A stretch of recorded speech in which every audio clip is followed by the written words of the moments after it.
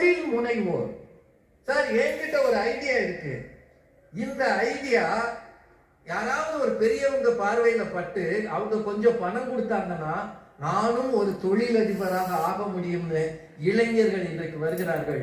கைகட்டி சேவகம் செய்வதல்ல, நான் 100 பேருக்கு வேலை தருகிற முதலாளியாக ஆக முடியும் என்று தங்கள் எண்ணங்களை வெளிப்படுத்த சோசியல் மீடியா உதவுகிறது. பெரும் பணக்காரர்கள் இன்வெஸ்ட் பண்ண தயாராக இருக்கிறார்.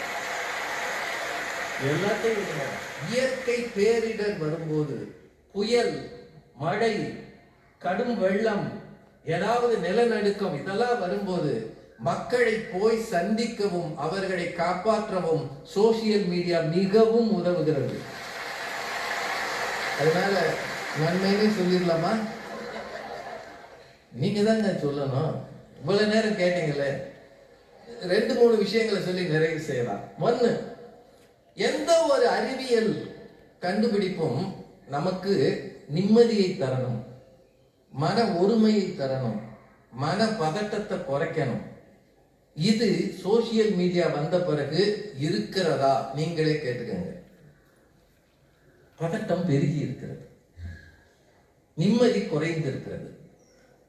சோசியல் மீடியால மாட்டிக்கொண்டு தங்கள் வாழ்க்கையை இழக்கிற இளம் பிள்ளைகள் இன்றைக்கு பெருகி இருக்கிறார்கள். உண்மையா? சார், அவன் வாட்ஸ்அப்ல ஒரு மெசேஜ் அனுப்புறான் சார், நீங்க ஒண்ணுமே செய்ய வேணாம், அதை ஓபன் பண்ணீங்கன்னா உங்க அக்கௌண்ட் காணா போயிடும். வெறுமனே ஓபன் பண்ணா எவ்வளவு பெரிய கொடுமையா! அதை விட கொடுமையா, புதிதாக திருமணமான கணவனும் மனைவியும் கூட அருகில் உட்கார்ந்து முகத்தை பார்த்து பேசுவது குறைந்து இருக்கிறது. காரணம், சமூக ஊடகங்களில் மூழ்கி இருக்கிறார். அதான் இந்த பேக் ஐடியில எல்லாரும் திட்டுறாங்க, அது உண்மைதான். நிறைய திட்டு வாங்கியிருக்கு. அது உங்க அப்பா, அவங்க அப்பா, அவங்க அப்பா இல்லையா யாருன்னு கேட்டா உங்களை பல பேருக்கு தெரியாது. ஆனா திட்டுறான் பாருங்க, அவனுக்கு உங்க பரம்பரையே தெரியும்.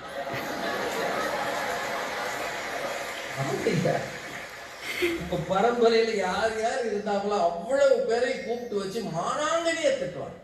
சார், ஒரு கருத்து உங்களுக்கு உடன்பாடு இல்லை என்றால், அல்லது ஒருவர் மீது உங்களுக்கு கோபம் இருக்கிறது என்றால், நாகரிகமாக என்னையா நீ எல்லாம் இப்படி பண்றன்னு சொல்லலாம் தானே. கதை அத்தனை பெருமா திட்டுறது. இந்த கல்ச்சர் சோசியல் மீடியாவில் பெருவாரியாக இருக்கிறது. யாரும் தப்பிக்க முடியாது.